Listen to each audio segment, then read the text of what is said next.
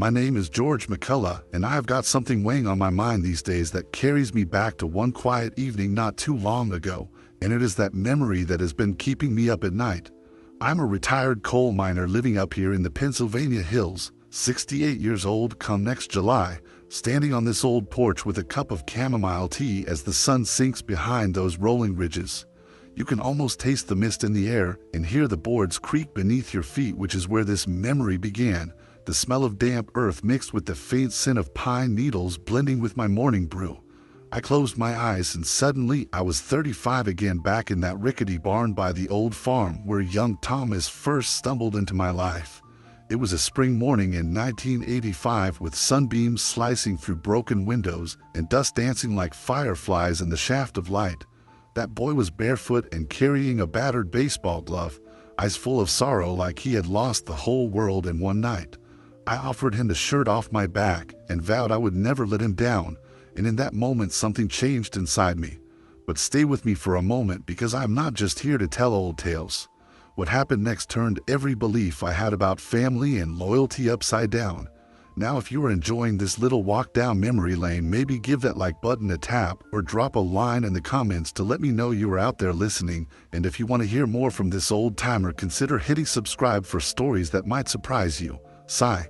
I need you to hang on, because this memory has been burning in my soul. It has been 2 months since my sweet Margaret was ripped away from me in that cold, dark night, masked as a simple burglary, and for days I convinced myself it was just bad luck or desperate thieves. But every time I close my eyes, I am back on this porch, feeling the breeze on my face, hearing her laughter echoing in my mind, and wondering what piece of the puzzle I have missed. That is why this story keeps turning in my heart like embers in a dying fire. I never imagined I would question the one person I loved as my own flesh and blood, but here I stand in these same hills searching for answers that won't come easy.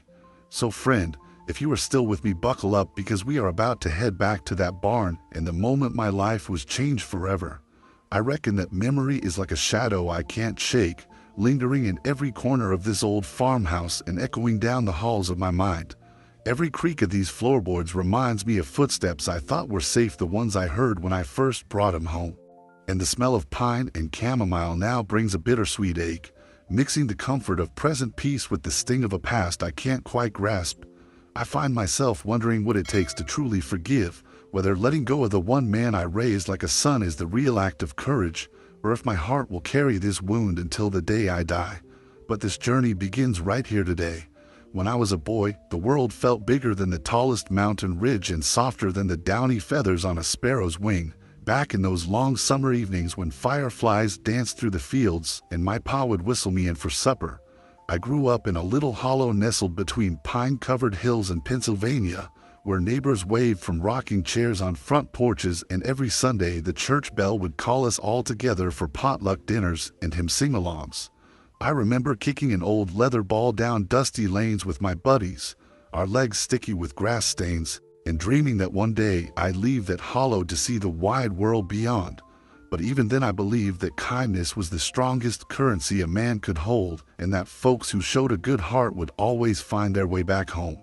Sigh. We rose with the rooster's call and went to bed when the lantern burned low, our meals of cornbread and stew warming us against the mountain chill. And I'd lie awake listening to the wind whispering through the oaks as if it carried tales from distant lands.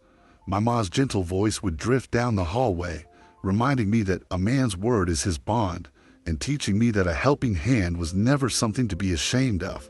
I saw my pa head off to the mines at dawn, his face streaked with sleep and determination, and I learned that a promise to work hard was one you kept even if your bones ached from the weight of your own 2 hands. By the time I was 14, I'd followed him down into that cavern of coal seams, the air heavy with dust, and the lantern's glow casting dancing shadows on rough stone walls, and each swing of the pickaxe taught me that life could be both beautiful and brutal. It was down there I first felt the rhythm of honest labor, the sort that carved respect from the earth itself and molded a young boy into something steadier, something like a man who knew every nail and timber of his world. Yet in those days I still believed that folks were at their best when they looked out for one another, when they offered a loaf of bread to a hungry neighbor or stayed up late to mend a friend's torn jacket. Pause. I saw my ma cry softly on the porch one autumn evening when the leaves turned gold and crimson, mourning the loss of her own pa who'd passed the year before, and I made a silent vow that I would always stand by those I loved, come fire or flood. Those early years shaped me more than any mine shaft or pickaxe ever could, planting in my heart a seed of goodness and the unshakable faith that home is where the soul finds its anchor. And so when that memory comes calling, when the scent of pine drifts through my dreams, or the creek's murmur reminds me of times gone by, it carries me back to that boy who believed in the power of kindness and the certainty that people, no matter how far they wander, always find their way back to the ones who hold them dear. I still remember the morning it all changed like it was yesterday, sunlight slicing through the old barn's broken slats and the promise of spring in every breath of air. I was stacking feed sacks alongside old Joe Henderson, our next-door neighbor who'd known my family for years, when he touched my shoulder and whispered, "George, you might want to see this." I followed him around the corner, and there stood a boy, 12 years old if he was a day, clutching a battered baseball glove and looking half-starved and twice lost. His eyes met mine, wide with something I've only ever seen in children who've known too much sorrow for their age, and I swear my heart skipped a beat, so fast I thought I'd miscounted. I could feel the dust in my lungs and the old ache from years in the coal shafts, but in that instant none of it mattered. There was something in that boy's stance, shoulders hunched against the world, that pulled me forward. "He's an orphan," Joe said quietly, passing me a crumpled note from the county office, and I watched the edges of that paper tremble in my hand like the last leaf on an autumn branch. I tried to swallow, but my throat felt too tight, so I just nodded and offered the boy a chair, as if I had any idea what a stranger needed more than he needed a safe place to land. His name was Thomas, and when he spoke it was like the barn itself held its breath. There was fear in his voice, but also a glimmer of hope, as though he dared to believe someone might choose to look after him.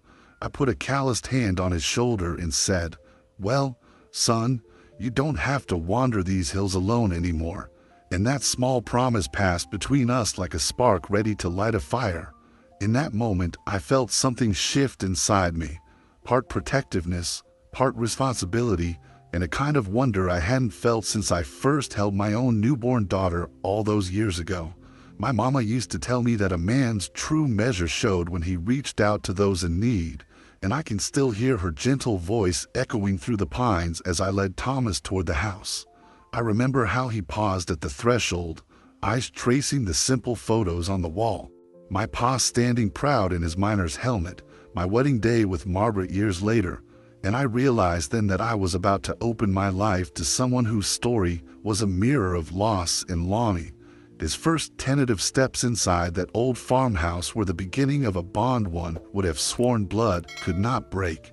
I watched him examine the worn tools in my shed, asking questions about every hammer and nail as though he sensed the legacy in each one and felt the weight of a lifelong lesson settle into my bones. That family is made, not born. I could see the gears turning behind his eyes, that mixture of gratitude and uncertainty, and I understood why this moment mattered more than any other in my life. The world outside those barn doors kept spinning. Spring rains fell on the fields. Church bells called folks to gather as if nothing had happened. But inside me and that boy, something new was growing, a promise of second chances that neither of us quite dared to name yet. I couldn't explain why my heart had been flung wide open for this stranger, but I knew plain as day that this was the day my life took a turn I never saw coming. And as I closed the door against the morning light and led him to the kitchen table for his first warm meal in months, I felt a tremor of anticipation, that sweet, nervous thrill you get when you realize everything you thought you knew is about to be rewritten. I won't lie to you. Those first months felt like walking a narrow beam over a chasm, one misstep from disaster. After Thomas moved in, I thought the hardest part was teaching him to swing a hammer or haul coal, but the real struggle crept in when the world outside our little farmhouse began to close in on us.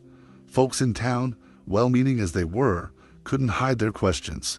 "George, you sure you can handle a boy that age on your own?" They'd nod with pity, as if I'd bitten off more than I could chew. Made my jaw clench more than a few times, wondering if I'd done right by that kid. Inside my own home, too, things got rocky. My daughter Sarah, bless her heart, tried to help. She'd bring over casseroles and sit with Thomas at the kitchen table, coaxing him to open up, but I could tell she worried I was in over my head. Every time I saw her anxious look, I felt a knot in my gut, ashamed that I'd taken on the role of father again without a clue what storms lay ahead. Then came the summer when the old creek flooded after those heavy rains. The barn door banged off its hinges, feed sacks floated away, and Thomas froze at the edge of that rising water like it was a beast ready to swallow him whole. I grabbed his hand, my own fingers trembling, and waded in chest-high muck to secure the animals. I remember glancing back to see Sarah standing on the porch, tears streaming down her cheeks, calling my name, begging me to let her handle it. But something in that moment told me I had to stand firm for Thomas and for myself, even if my heart was pounding like a drum in my ears. I felt fear there, plain as day, the kind that makes you question every decision you've ever made. And after the water receded, the talk around town got louder. That boy and that old miner, what are they up to out there? The whispers stung worse than a hard strike with a pickaxe, and I found myself bristling with anger at anyone who judged us. At night, when the house grew silent, I'd sit on my bed beside Thomas's cot and wrestle with doubt. Was I doing right by him? Was I strong enough to carry both our burdens? Shame loomed large, shame that I was too old for this, shame that I couldn't protect the boy from harsh words or a broken barn, shame that maybe I'd invited trouble on both our lives. Yet even at my lowest, I could feel the boy's steady gaze on me, trust shining in his eyes like a beacon in the dark. That quiet faith gave me strength I didn't know I had. One evening, after Sarah left for home, Thomas whispered, "Thank you for not giving up on me," and I felt a warmth flood my chest as if the sun had broken through a storm cloud. In that whisper, I realized the real fight wasn't against the rising creek or the neighborly gossip. It was the battle inside me between fear and courage, between wanting to run back to the safety of solitude and stepping forward to protect someone who had none. And so the dilemma formed. Do I let my doubts drive me back into the quiet life I once knew, or do I stand my ground and raise this boy as my own, no matter how fierce the world might turn? That question haunted me through the summer nights, echoing in the rafters of the barn and in the hush of the fields. But deep down, as the cicadas sang and the moonlight sifted through the trees, I felt an answer take shape, a stubborn promise that I would face whatever came, for the boy who needed me just as much as I needed him. I'll never forget the exact moment everything changed, the moment I realized the world I'd built was nothing but glass that could shatter in an instant. It was a late afternoon 2 months after Margaret's death. I'd been sorting through some of her things in the old study, hoping to find a letter or a note that might give me some comfort, some clue as to why someone would target my sweet wife. I remember how the light slanted through the dusty window, casting long shadows on the hardwood floor, and how every creak of the house felt louder than a clap of thunder. My hands were trembling as I lifted an envelope tucked behind her favorite book of poetry, her handwriting so familiar it felt like a prayer. But inside that envelope was no poem. It was a simple black and white photograph, and as I unfolded it, my breath caught in my throat. There, standing beside Margaret at the county fair 3 years ago, was Thomas, smiling at the camera, holding her hand like they shared some secret I'd never known. My chest tightened so hard I could barely draw a breath. I remember how, for a moment, time stopped, the tick of the mantel clock faded into silence, the scent of pine and old paper hanging heavy in the air. My eyes blurred with tears as I stared at that picture over and over, trying to convince myself it meant nothing, that it was some cruel mistake. But the blood pounding in my ears spelled out the truth louder than any word. The boy I raised like my own had been closer to my Margaret than I ever suspected. I felt a cold fury rise up, mingled with a grief so raw it scorched my skin. How could he betray me? How could he pretend to be family while hiding the darkest secret of all? In that instant, the life I thought I understood came crashing down like a collapsing mine shaft, and I realized I'd lost everything I held dear. My wife, my trust, my peace of mind. The betrayal wasn't just a broken promise. It was an earthquake that reshaped the landscape of my soul. I sank to my knees, the photograph crumpled in my fist, and sobs shook my body with a force I'd never known. Sigh. I could taste the bitterness of regret on my tongue, the sting of every lesson I'd taught him twisted into a cruel joke. And yet through that storm of shock and sorrow there came a single, clear thought. I could not walk away. I could not let this betrayal stand unchallenged. I stood up, every joint aching, and carried that photograph down the hall to where Thomas was fixing a broken window pane in the workshop. He didn't hear me at first. He was humming softly, the same tune Margaret used to whistle while she baked pies. But when he turned and saw the look in my eyes, his face went ashen. In that moment, the final veil lifted, and I saw the man he really was. Not the grateful boy I'd taken in, but the man who'd snuffed out my wife's light. His shoulders slumped, and he tried to speak, but no sound came. I remember the weight of disappointment settling on my chest like a slab of coal, and a silence so bearing it felt like the world was holding its breath. We stood there, two figures frozen in the golden light, neither of us knowing who would move first. I realized then that nothing could ever be the same. Not our jokes, not our dinners by the fire, not the trust embroidered into every memory. The barn in the hills, and even this old farmhouse had become theaters of a betrayal that cut deeper than any pickaxe wound. That was the turning point, the moment I lost the son I thought I had and gained a sorrow that would never leave me. And in that crucible of shock and tears I understood that the only way to survive was to let go of the past I'd cherished, to set justice in motion even if it meant shattering the last pieces of my heart. Because some truths, no matter how painful, demand to be faced. After that night, the house felt hollow, as though someone had opened the walls and let the warmth leak out into the hills. I would wake before dawn, heart pounding, and sit on the edge of the bed listening to the silence that pressed against my eardrums like a heavy cloak. The familiar creaks and groans of this old farmhouse seemed to mock me now, whispering every secret I'd buried in the shadows. The tools in the workshop gathered dust, and the fields outside lay fallow as though they had lost the will to grow. Days blurred into one another. I kept busy with simple chores I once found comfort in, but now completed them with hands that trembled and eyes that stung with unshed tears. I tried to eat, but the food tasted like ash, and I often found myself tracing the rim of my coffee mug with a finger, staring into its empty depths.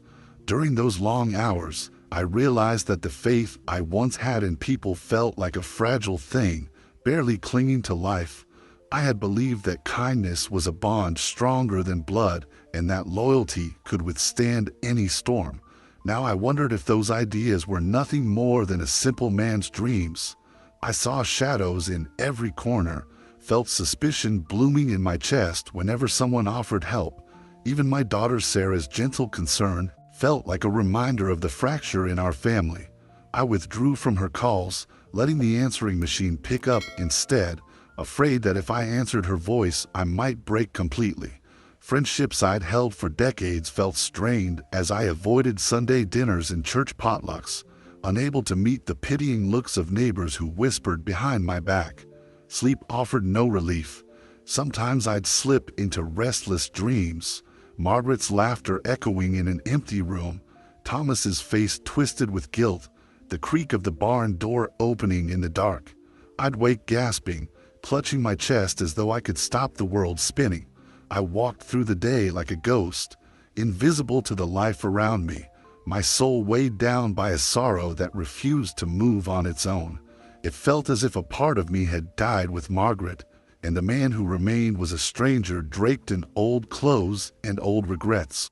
Yet within that emptiness, as cold as it was, something quietly simmered, a longing for purpose, a spark that refused to be extinguished. I caught myself standing by the creek at dawn, watching the mist rise off the water and remembering how life finds a way to move forward, even when you least expect it. I realized that if I stayed trapped in the silence, I would drown in a past I could not change. So I began to leave notes for Sarah on the kitchen counter, simple words of thanks for the casserole she dropped off or a promise to join her for coffee one morning. I walked down to the barn and ran my hand along the old workbench, remembering the feeling of creating something with honest labor. I stepped out into the fields, took in the sight of the hills casting long shadows in the sunrise, and felt the gentle pull of the world calling me back into its rhythm. I won't pretend I've moved on completely, because I still carry this ache in my chest, and the silence still haunts me on quiet nights. But I've come to understand that loss and love can coexist, that grief is not a prison but a testament to what we held dear. The world changed when the man I trusted turned against me, and my faith in others was shaken to its core, but I found a thread of hope in the small act of breathing each morning and choosing to live another day. This silence that once threatened to swallow me has become a space for reflection and a reminder that even when the storm is past, the land you stand on is still there, waiting for you to keep walking. A few weeks after the silence settled around me like heavy fog, I found myself stirring with a strange new itch one I hadn't felt since before all this heartache. It came on a damp morning when I was tramping down to the creek to fetch water and saw little Emma, Sarah's granddaughter, perched on a fallen log. She was trying to coax a wounded bluebird back to flight, her tiny hands trembling but her face lit with determination. I stopped in my tracks and watched as she whispered to that bird, promising it safe shelter and a bit of grain until its wing healed. Something about that simple act, this girl's pure-hearted compassion for a creature so vulnerable, hit me right in the chest and stirred a warmth I thought long buried. I felt a tug in my gut, like a quiet knock on a door I'd been too afraid to open, urging me to step back into the world.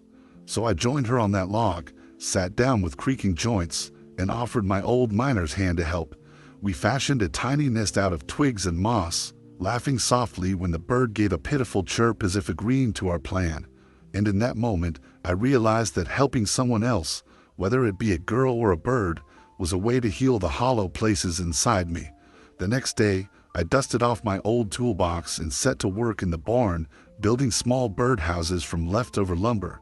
Each hammer strike sounded like a promise to myself that life still held purpose beyond sorrow, that kindness could grow again even in broken ground. Sarah found me there one afternoon, saw the row of little nests waiting to be hung in the orchard, and she smiled, really smiled, like the sun had broken through. She said, "You're giving these birds a second chance, Dad. Maybe it's time you gave yourself one too."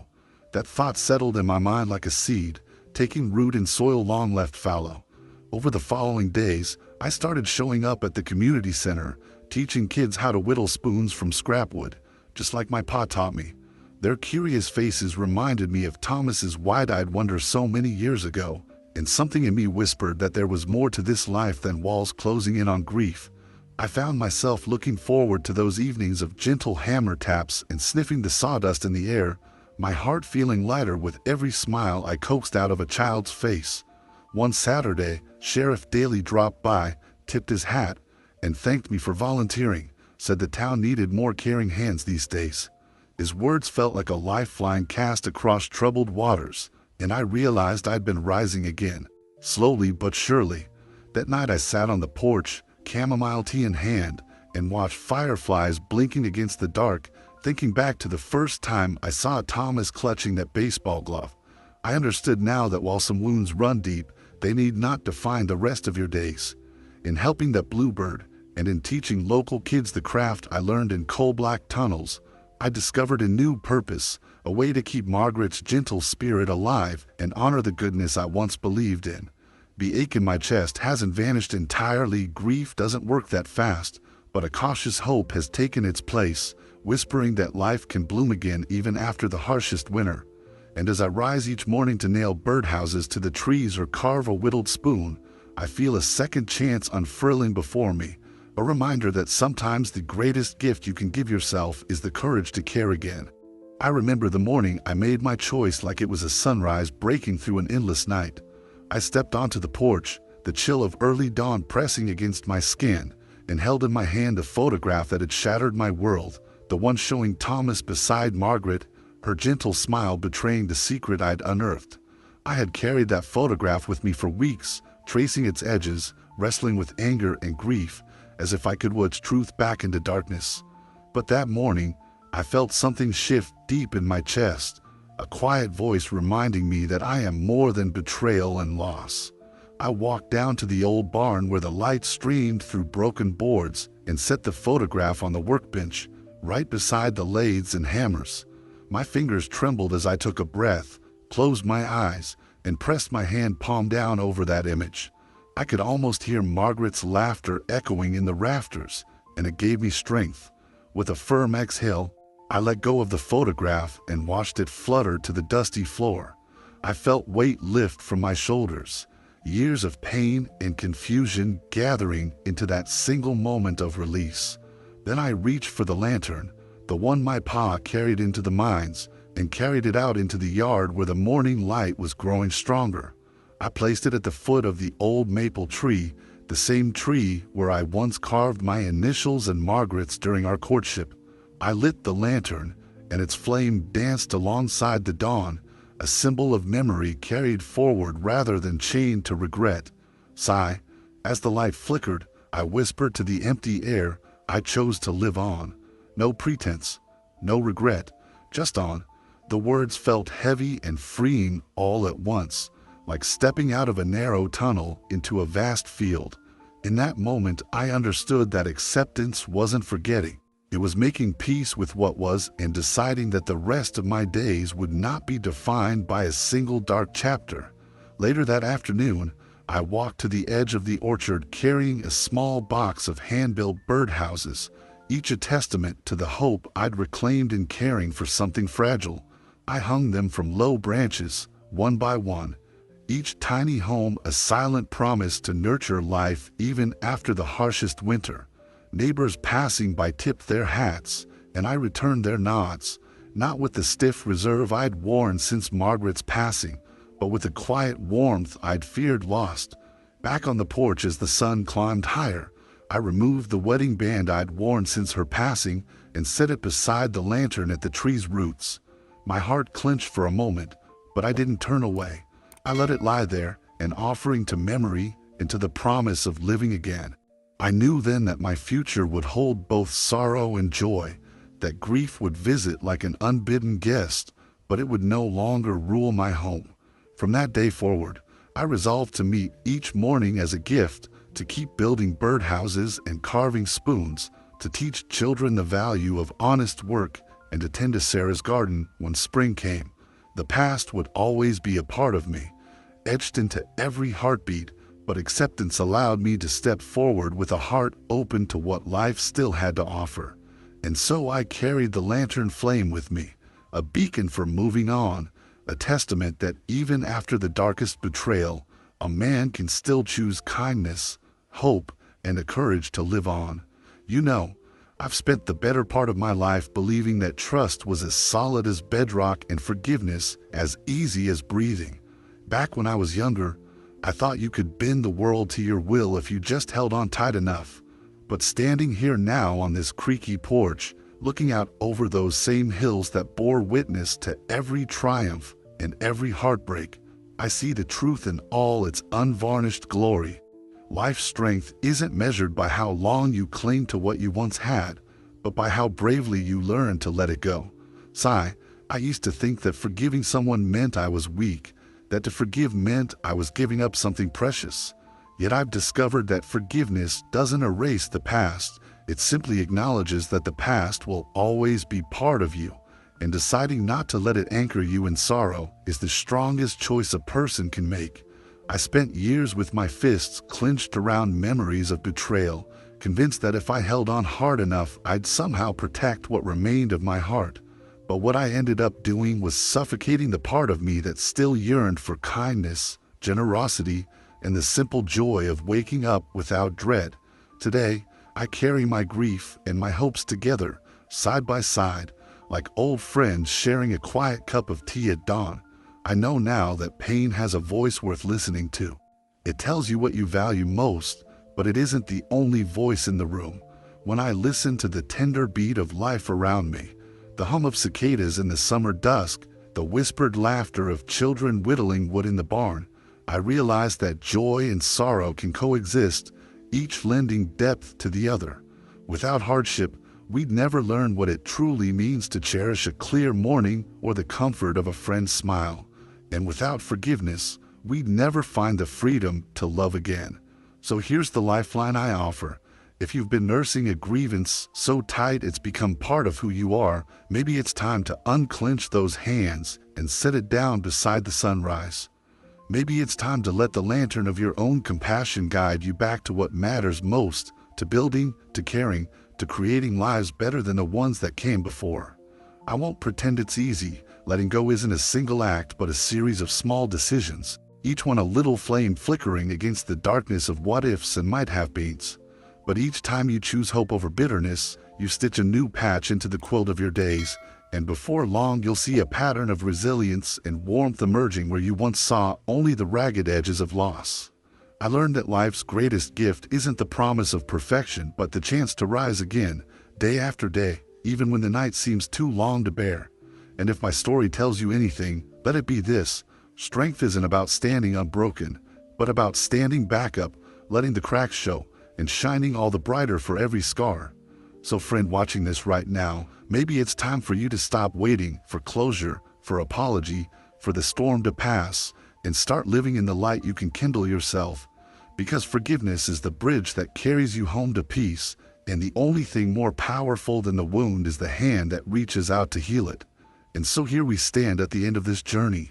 You and I, two souls sharing a moment beneath the same painted sky. Me, an old miner turned storyteller, and you, kind listener, bearing witness to a tale woven from love and loss, betrayal and forgiveness. I hope you feel the warmth still flickering in these words, like the glow of a lantern guiding us through our darkest nights and reminding us that even when the wind howls and shadows press close, a single spark of hope can light the way back home. This story isn't just a dusty memory wrapped in sepia tones. It lives in the breath we draw today, in the quiet choices we make when grief knocks at our door or when a gentle hand offers to help us rise again. I want you to imagine how it feels to hold a photograph you thought you treasured, only to discover it hides a secret that shatters your world, and then to find in your own heart the courage to set it free and carry on. I want you to know that though our past shape us like the slow carving of wind against stone, they need not define the endless horizon of our tomorrows. What I wish for you, dear friend, is the same peace I have found, the peace that comes when we let go of anger, when we open our palms to forgiveness, and when we remember that every soul we encounter carries its own scars and dreams. As an old man with more years behind me than before, I've learned that true love isn't measured by how tightly we cling, but by how freely we allow our hearts to touch and release, to break and mend, and to keep beating in spite of it all. And sometimes, just sometimes, it feels as though those we've lost, like my dear Margaret, still linger in the gentle rustle of the leaves or the tender hush of morning light, whispering that love endures beyond the bounds of memory. So I ask you now, as someone who has listened this far, what do you think? Should true love always come back? And as you carry this question in your heart, may you find the strength to forgive, the courage to hope, and the grace to live each new day as the greatest story you will ever tell.